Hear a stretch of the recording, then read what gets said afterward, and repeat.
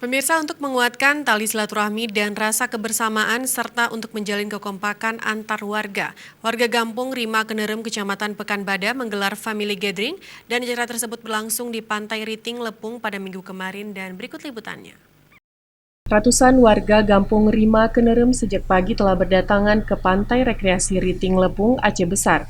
Family gathering atau meramin tersebut digagas oleh Ikatan Pemuda Gampung Rima Kenerem yang diketuai oleh Abdurrahman selaku Ketua Pemuda Gampung Rima Kenerem.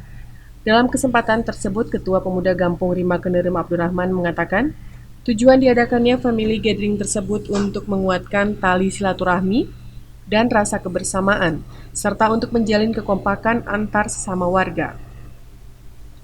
Diharapkan dapat meningkatkan motivasi serta menciptakan kekompakan antar pemuda dan seluruh warga Rima Kenerem untuk menuju Gampung Rima Kenerem yang lebih baik.